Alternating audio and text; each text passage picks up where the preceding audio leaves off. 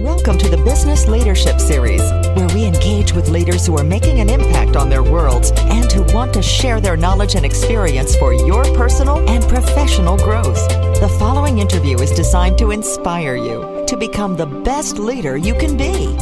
Your host, Derek Champagne, is the founder and CEO of The Artist Evolution, a full-service agency building successful brands, marketing tools, and campaigns, and also the author of the best-selling book, Don't Buy a Duck. And now, let's begin today's Leadership Series interview.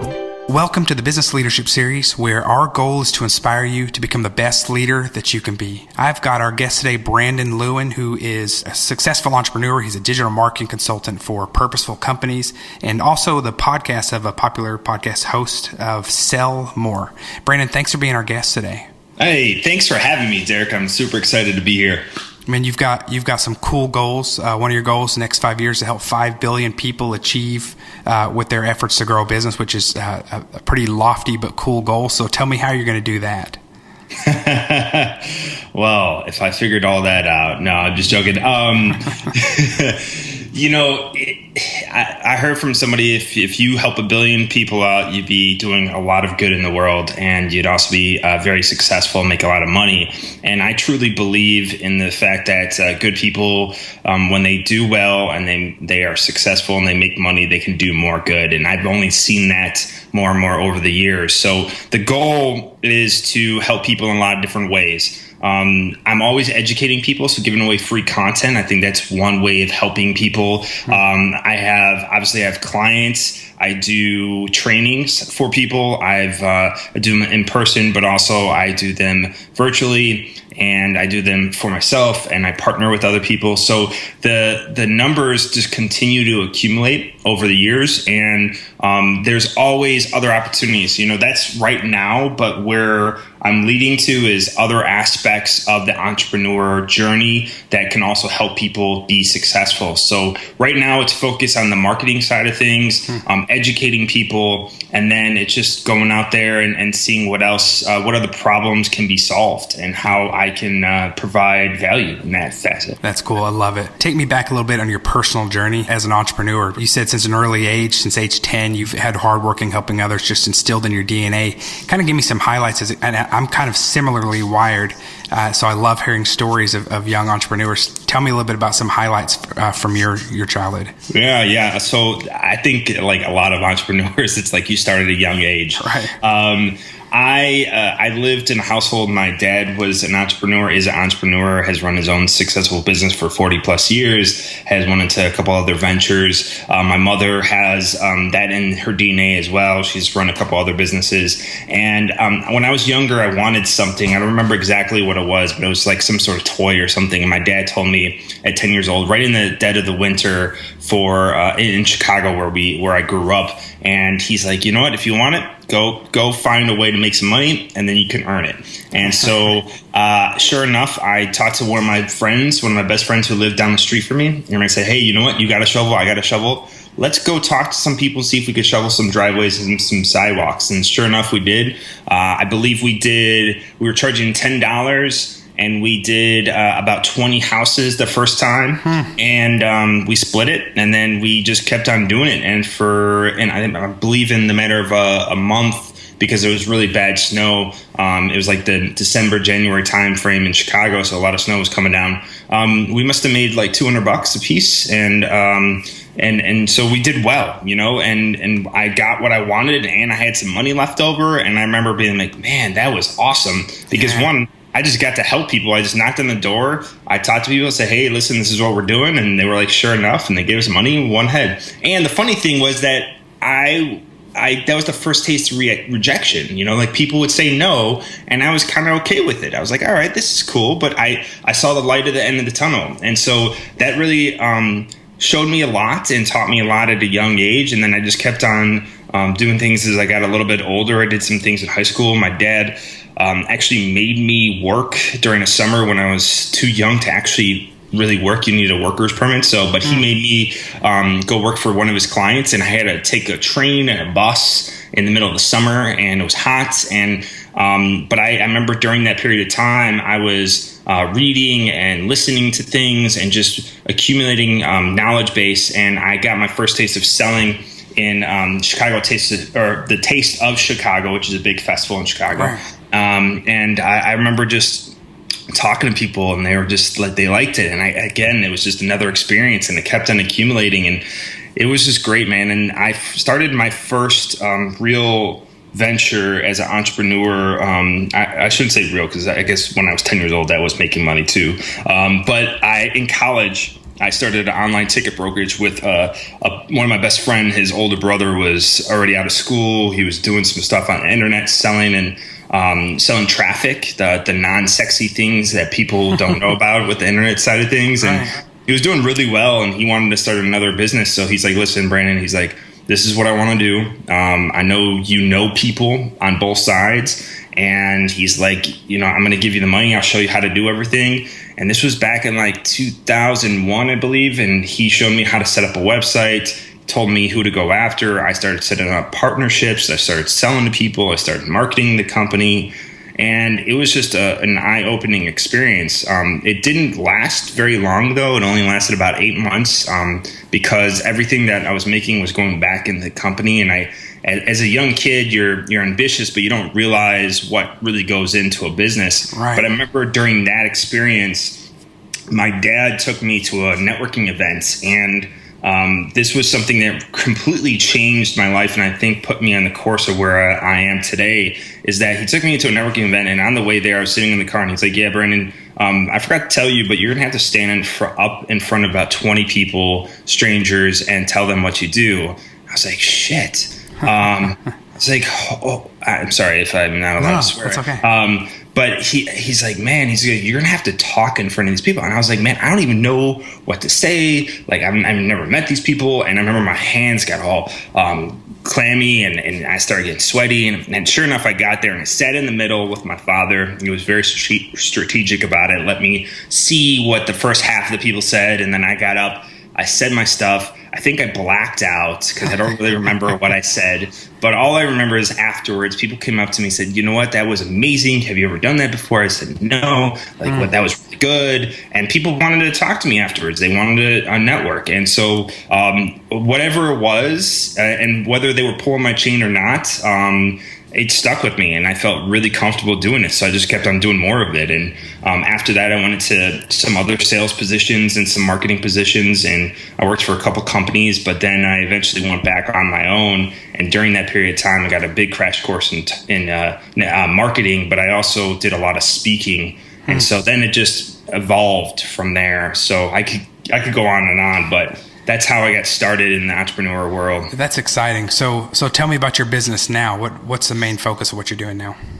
So there's two parts. Right now, it's I work with purposeful companies, and what I mean by purposeful is that there's a lot of companies that want to make profit. You have to make profit as a business, right? Right. But there are some companies out there that are really just driven by purpose. And I've been in the market, in the business world long enough to see that there's a difference between being purposeful and profitable. And when you're purposeful, you put your clients first, you put the purpose first, you have a passion for what you do. It's not always driven by the bottom line. And so those are the companies that really are truly putting forth the efforts to change this world, to do good in this world. And those are the companies that I work with, people that want to make a difference. And it's not about the money, although it needs to be had to continue to grow, but it's about that purpose. And so that's what I do, and I consult. I've been on a lot of different ends of the marketing side of things. I've done everything from analytics to project management to web development. And so I take a very holistic approach. I take more of a generalist approach where there's not a lot of generalists out there anymore. Everyone seems to specialize. So that's great because it's opening for me. And there goes my entrepreneur spirit, right? So that's where I come in and I help companies, and I put together teams, and I work with their teams, and I help them accomplish their goals, whatever that looks like. And most times it's growth, and so we put together a plan, and then we execute on that plan. And then on the other side, I do trainings. So I do courses online. I'll spend time in front of organizations. Before I went back on my own, I was traveling around the U.S. and Canada training Fortune 500 companies and small businesses on how to do digital marketing. So it's something that I just love to do and I'm passionate about. So I continue to do that side of things as well. And that's cool. That's my business. Tell us about some things that you're excited about in digital marketing as far as the ability to be able to micro-target, and just tell us some things that you've seen or that are coming up that are exciting. Well, you obviously have the live streaming capabilities now, which I'm really putting a lot of attention towards. And then you have the Snapchat, which I personally love Snapchat on a more of a one-on-one basis, although you can hit people on a micro basis or a macro basis. Right. It's the one-on-one capabilities where I've actually networked with people and just got to know them through Snapchat, and they're in Cleveland, Ohio, and I'm in Austin. And, I could talk to people. I've talked to people in England and people in Spain. And it's just the capabilities to have that face-to-face and not always have to. It's kind of like text messaging, but face-to-face, because you don't have to respond right away, but you have that capability of just communicating, and there's a power behind the face. So that's one thing I'm really excited about for a lot of companies. And I'm working with there's a nonprofit that does some really great work with horse therapy down here with kids and with veterans, and being able to get them on Snapchat to get a younger crowd. And then also you can get donations made through Snapchat. So it's a powerful tool. That's something I'm really excited about. Also something that's maybe not new and sexy to people, but something that's very, very important still is something that I always preach is SEO. Mm-hmm. People are still not taking advantage or understand what search engine optimization is because it changes so much. Right. But it is still a very powerful thing because you need to blog, you need to be writing content, you need to be developing content, but it's not so much just developing. It's about quality and how do you get in front of more people. And there's some tips and tricks that I've been playing around with as of recently that has really generated some really good traffic, and it's not hard to do. It's just a matter of doing a little bit of research, and so that's something I'm really excited about because content is not going to go anywhere. It's only becoming stronger and stronger, and it's your ability to really establish a relationship with somebody before they become a customer, or continue to maintain that relationship with somebody once they are a customer. So there's a lot to be done within the world of content. Any other specific tips you might give us on the type of content? I know it varies from industry to industry, but what's some basic content tips as far as content marketing and thought leadership is becoming very popular? But I hear it's just like SEO is thrown around a lot, but we find a lot of clients or a lot of businesses don't quite know what they're looking for, or they start doing things because they know they're supposed to, but they're really just churning out they're churning out things that are not really going to move the needle for them. Yeah, so there's really two sides of it. One, you always should be producing content that you want to put out, that you want people to read. Right. That's something that really is helpful because it gets them to know you. But that doesn't always mean that you're going to be attracting new eyeballs to those posts. Mm-hmm. Where that kind of comes into play is where you can use the system and really just be strategic about the content you develop. One way of doing that, and this is a specific tactic, is that you can go out there and do some topic research. Look out for keywords out there that aren't very popular quite yet because the internet or because Google hasn't picked them up a lot, and they're not going to be necessarily in the Google AdWords or keyword planner. They're going to not be there. They're not going to show up because they're topical, they're new, they're fresh. There's what people are talking about, and there's different ways to find it. You can go on Instagram to see what people are posting and talking about on there. You can go onto other social media platforms and look for it, or you can just search for it and find the ones that if you search for it in Google and it has less than 750,000 results, then those are things that are really going to be helpful and going to be low-hanging fruit. Yeah, and they're more affordable too. Exactly. Well, but I'm talking about this on more of an organic standpoint. Okay, so great. I did this with there's a tool called Hotjar out there. I don't know if you guys have ever heard of it, but it's basically it's a amazing tool. It's an all-in-one conversion optimization tool. So it gives you like a heat map. It also records what people do when they come to your website, and there's a free plan, and then you can upgrade. But it's very affordable and it's amazing. Not enough people know about it quite yet, but I'm a huge fan of it. So what I did is I noticed that there wasn't a lot of posts on it, and there was a few, but they weren't really in depth. So I did this extremely long post. It was what I call an epic post that was basically a tutorial and a review mixed together. Now I'm ranked on the first page for Hotjar review, Hotjar reviews, Hotjar tutorial. I even get pulled up for like Hotjar logo. I mean, I'm getting traffic left and right from that specific post. And it's probably that one. And I have another one that's called Instagram for real estate professionals. And both of those, I'm on the first page for multiple keywords. And it's just driving organic traffic after organic traffic to my website. And I'm getting people who are converting from that as well. And so that's what I mean is that you go out and you find these topics that maybe you know something about, you do some research, find out ways to improve whatever is there, or find ways to make something that's even better that you've seen out there, and just tweak the topic to it, but include that keyword. Put it together, make it awesome. You got to make it really focused on that specific topic. That's what Google looks for. And then part of it also is promotion. You got to go out there and you got to promote it. You got to put it out on social media, do it multiple times. You got to find other bloggers that are talking about this topic to link up to you, share it with a bunch of people, email it to individual people and say, hey, will you blast this out for me? The more and more you can do, because promotion is half the battle really nowadays. And people don't spend enough time. They try to produce all this content and consistent content, which is good, but you again need to promote it to really get the traffic to come to you. That's right. That's great. Thank you for sharing that. Yeah, no problem. Hey, you talk about on your website, you say one of the things we should know about you is that you despise negativity almost as much as you do when a person leaves the last little bit of toilet paper on the roll that doesn't replace it. and that, what are you going to do with that? Half of it stuck to the cardboard anyway. I love that. Love that. So tell me about staying positive, being solutions oriented. What are some things that you do or that you require from your team to keep negativity out? Yeah, so, negative is something that's just built into us and wired in us naturally. Like we are born and told not to do certain things. And you hear no a lot when you're growing up. You hear you can't a lot. And I think a lot of that is changing as people are more aware of this. I know we actually minimize, if anything, just completely deplete that word can't in this house.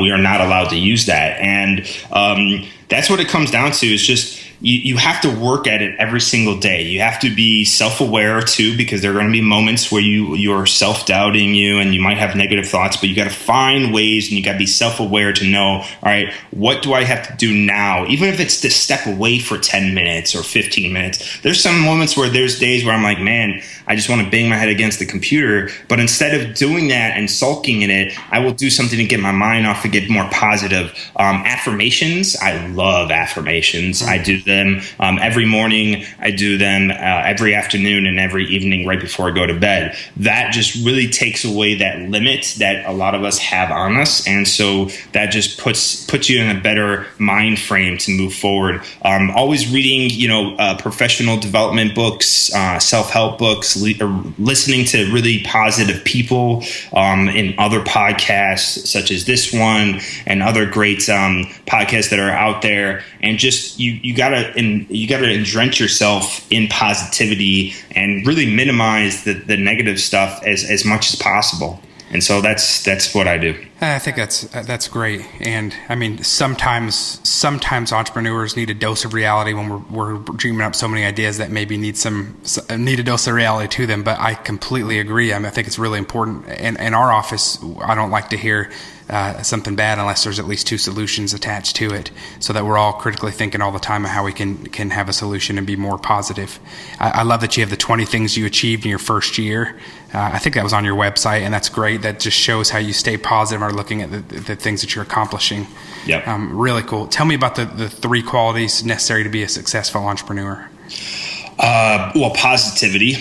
And then you got to, I truly believe you got to surround yourself with successful people. So, whether you can actually physically get in front of them, or you have to listen to them or read them, whatever it is, you put yourself around those people and you study them. And then it just, I think also being a good listener. That's a big one to me. Being able to listen to other people's advice and take and leave what you can. And then also just be able to listen to your customers, to the marketplace, to your employees, to everybody, and really take that in, because the more you can learn, the better. And studying competition is even one of those too. I know I'm probably beyond 3 now, but I'm going to say that's good.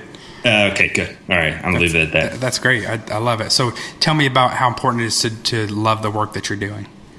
Oh, that's everything. Like if you wake up in the day and you dread what you're doing, then you're obviously not you're not doing what you're born to do. What the universe has put you on this earth to do. So you have to be passionate. There's no ifs, ands, or buts about it. There's too many hurdles and too much hard work that goes into entrepreneurship. And if you're working for yourself, you're working 80 hours to not work 40 hours for somebody else. And so you better love what you do. And then also it comes off. People just they can feel it. They can feel that energy that comes off of you. And so if you're not truly loving and passionate about what you do, you're not going to attract the right type of people that will help you be successful in life. That's good. Tell me, you have an article where you talk about responding to everyone. Yeah. Tell me a little bit about that. Oh, I love this, man. You've definitely done your research.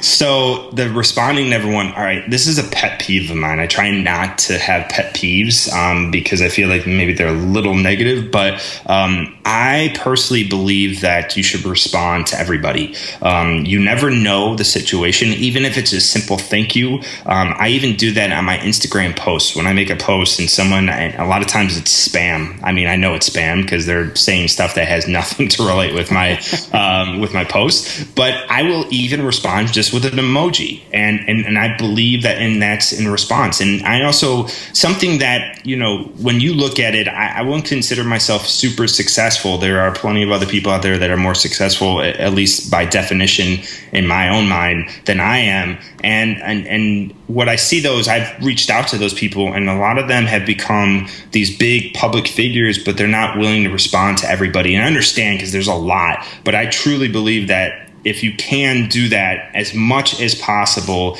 you're building up a community, a tribe that is going to take care of you for the very long haul. And the more you can help people, the more it comes back to you tenfold. So I think that's the power behind responding to everybody. Do you mind sharing a little bit about the tale of a leather craftsman? Yeah, sure. Yeah. So that was an old client of mine, and that was a fun little thing that we went through. In this world of entrepreneurship, but also marketing, you never know what's going to work. You have a plan, you put a plan forward, you do as much research as you possibly can, you make as much educated guesses as you possibly can, but until you start doing the work, you don't know what really works.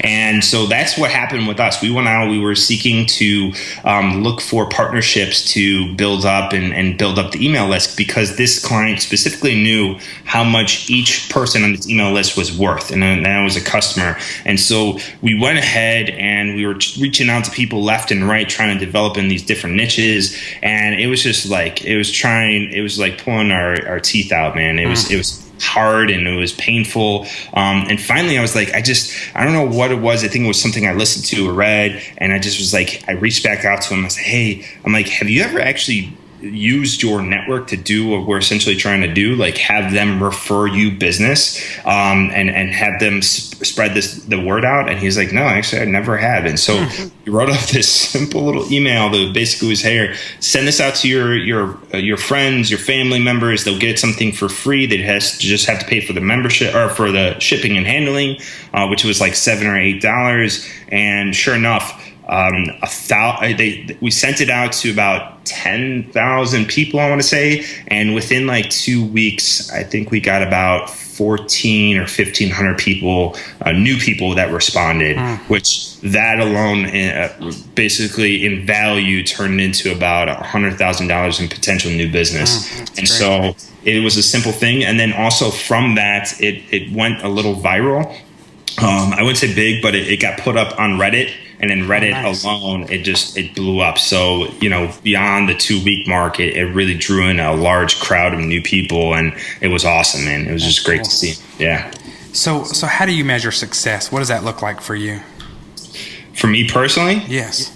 Happiness. So like I of course you have to have numbers, and numbers count a lot. But it's about, being happy and being happy with where you are right now. And that's for me what I measure success as, is that if I'm happy where I'm at, then that's great. I'm never satisfied, I'll tell you that. But it's just about being happy, having my little dog's making soup. That's all right. And so it's just about being happy, man. And that's what it comes down to. Having the ability, I think when you go off as an entrepreneur, there's certain things you set out for. Some people want to have this Uber empire. Other people want to have a healthy lifestyle and be able to spend time with their kids. And I'm kind of in the middle of those two things. And so as long as I'm passionate about what I'm doing, I'm helping people, and I'm happy, that's success to me. That's great. I can relate to that. I put a lot on my plate sometimes, but I think I'm happy when I'm creating things, and I know a lot of entrepreneurs are happy when they're in the creative process and building something. Sometimes when we get it to where it's running on its own, we look to add on to it. Yes, absolutely. So how do you have balance with all of being an entrepreneur and with all the ideas you have, and how do you find balance? Any tips for your personal, professional life and having a balance there? Yeah, I have this. I've been meaning to write a post about this, but I don't believe there's really a balance. I personally believe that your life, your business, when you're an entrepreneur, your business life and your personal life become one. Right. And so I bring my kids in, and I'll show them what I'm doing, and I'll talk about it, and they ask me questions, and I want to teach them, because I think entrepreneurship is also something we should start teaching young kids. Like, this country is a phenomenal country. This world is a great place. We just need to teach more people what's capable. We've changed quite a bit as a society, and so being able to educate the younger kids to what possibilities there are, especially in the world of entrepreneurship, that's big. So I incorporate that as much as I possibly can. I will even bring my kids with me sometimes for meetings, just depending if they're cool with it. And some people are, some customers are, and that's the thing. And so I incorporate as much as possible. And then there's days where I'll take a little bit of a break in the afternoon, spend some time with the kids, and then at night I'm working too. So. Right.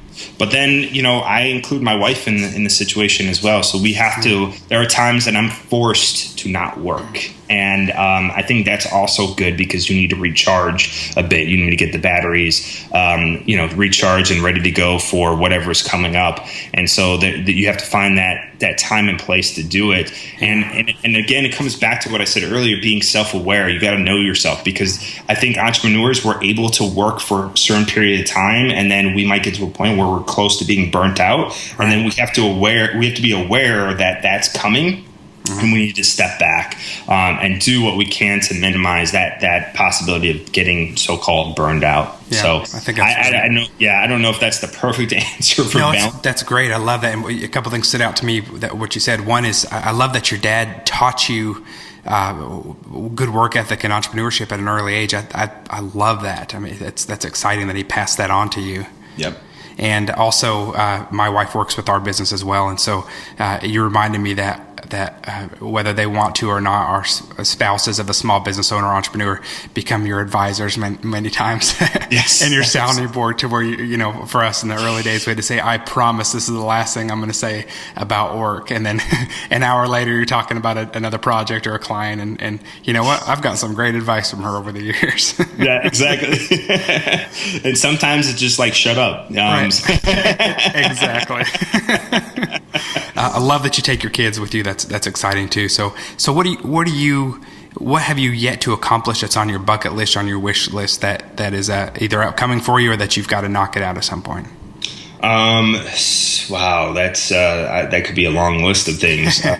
Pick a couple of them that stand out to you really boldly. Yeah, one thing that I really want to do is that I haven't really tapped into, and it's just more so that I haven't focused in on it, is doing talks at conferences, getting in front of larger crowds. And I mean, I like to think of myself as an infotainer. I have a lot of fun when I get up on that stage, and I have yet to be in front of a couple thousand people. A lot of people are like, well, aren't you crazy? Like, how could you want to do that? I was like, the more people I can get in front of, the better. And so that's something that I want to do, that I really have dreamed about doing, that I have yet to accomplish. So that's definitely a bucket list.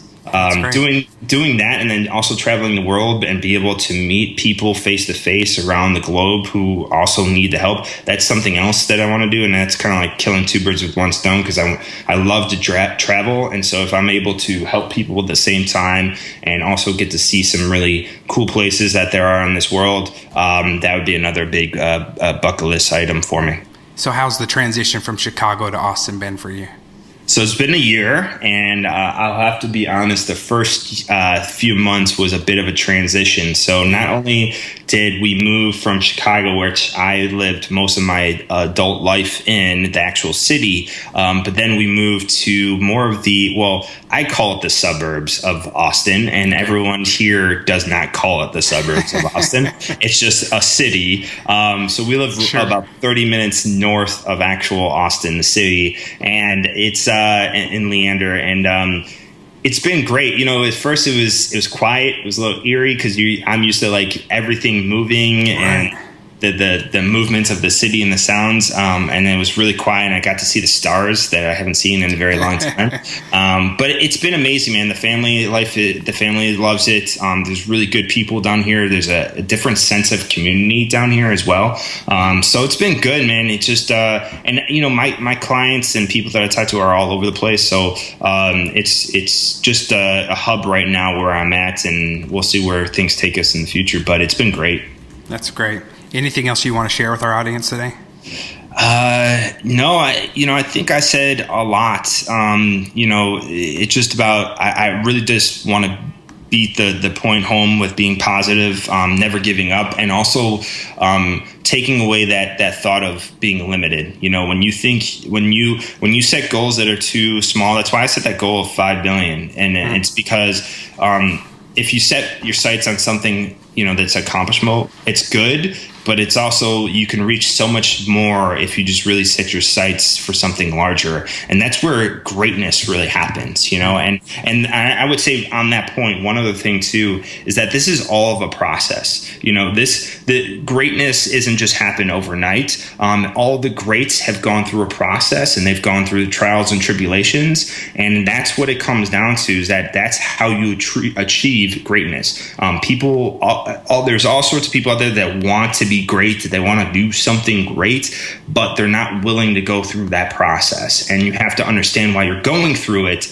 that there is going to be that moment where you finally accomplish what you set out to accomplish. Yeah, and that's exciting too. It's not rewarding, but it does take perseverance and consistency.